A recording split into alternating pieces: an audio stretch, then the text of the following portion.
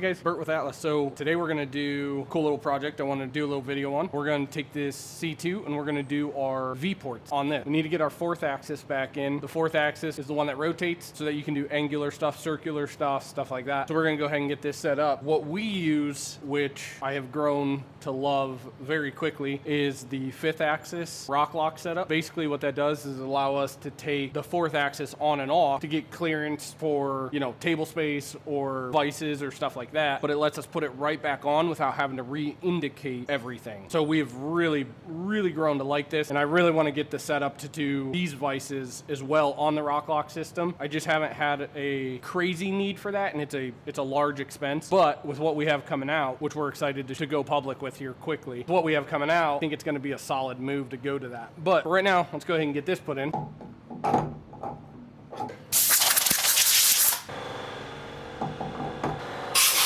All right, so now that we have that set up, because this is self-indicating, we do not have to do anything really except start milling stuff. So we're gonna get slides placed in here.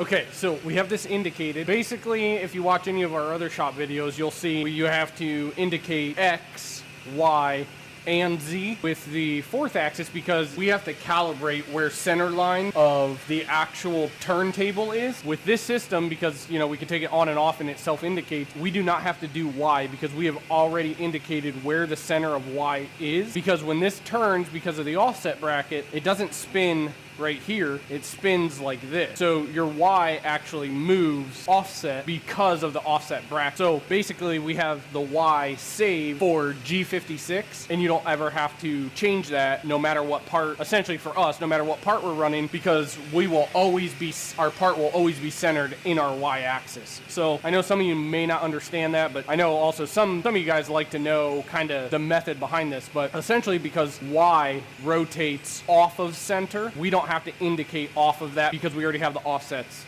set. So anyway, so we got our X and our Z indicated, and we're basically ready to go ahead and get this done. All right, I'm gonna see if I can set this up so that you can kind of see through the window.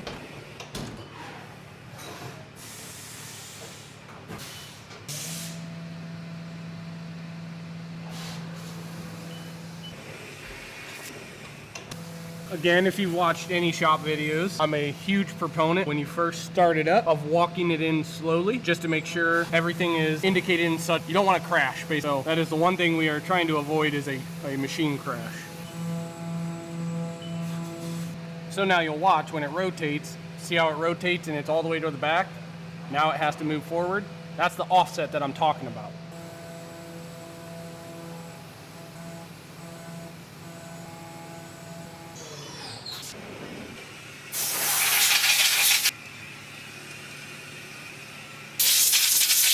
So that is it after it comes off of the machine for the window. And basically, by the time that we're done, it'll be just like this. So yeah, pretty neat.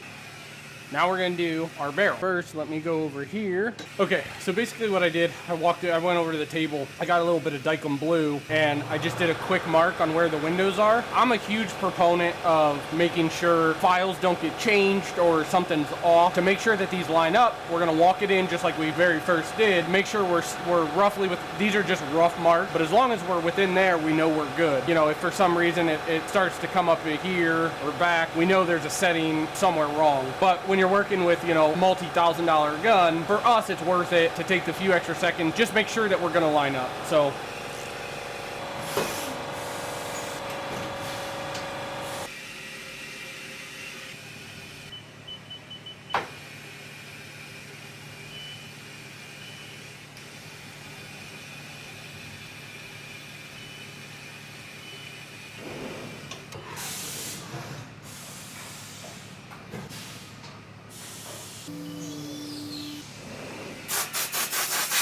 again, same thing as before. I'm a huge proponent of walking it in, double checking everything before actually cutting. This one has 4 ports on each side, so it's going to do the front, the second from the front, then the front, third, and then fourth. We look like we're good. So we're going to go ahead and run it and kind of keep an eye on it along the way just to make sure we're good.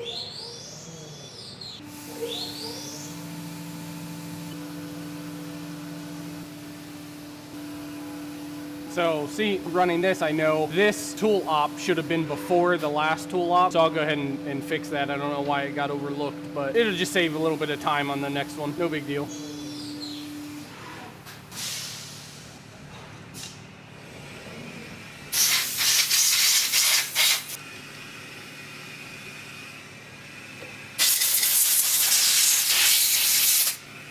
So you can see basically right off the machine, those fall right in the middle of each window. It's hard to tell because the hood on 2011s, 1911 have a bit of play. So like if you hold it all the way over here, it'll look like they're this way. If you hold it this way, it'll look like they're that way. But based on, I've done a bunch of these, I know this one's good. So once we have barrel lockup, this will be nice and centered. Yeah, so that's how we do our V ports, at least on 2011s. And the way we do it just ensures that, because you know, these will all have slight variances. It's just how the machining world works, especially the firearms industry. There's always a slight bit of a couple thou, and a couple thou can really decipher whether those ports are centered within the windows or not, or whether the windows are even centered within on the slide or not. So actually, I didn't get to do a video on it, but I just had a Nighthawk in here, presidential, that has the window on top that wasn't even centered from the factory. So I think I have some pictures. If I have some pictures, I'll have our editor put it in here right now so you can see. But essentially, the way we do it, just make sure that we don't have that issue. So that's that, which is super cool. And we love the way the V-ports run and feel on these guns. We've dialed it in really so that you don't have to change anything, especially with the C2s, since there's not much aftermarket support as far as recoil systems and stuff. You want this thing to run like factory as much as possible. So the way we've done ours, there's no gimmicks, there's no nothing. You know, we see some, we haven't come through. We see some V-ports done, some with a laser, which are just a terrible idea. But other ones that'll be circular, and the circle that's out here is actually larger than the circle that's down here. So it appears like you're getting more port than you are. Ours, there's no hidden nonsense or anything like that. It is literally what you see is what you get. And yeah, if you shot one of our V ports, you'll know these things run awesome. I did it to my personal C2 that I carry. I absolutely love it. So yeah, if you're looking for that, they are on our website. Check them out. Our turnarounds, man, are 2 to 2.5 weeks and under, which is, I don't know many places that are doing that. So if you are interested, man, check out our website, get on there, register. If you're not a member and you sign up, you get an instant coupon to save. So yeah, check us out, man, and we'll see you on the next one.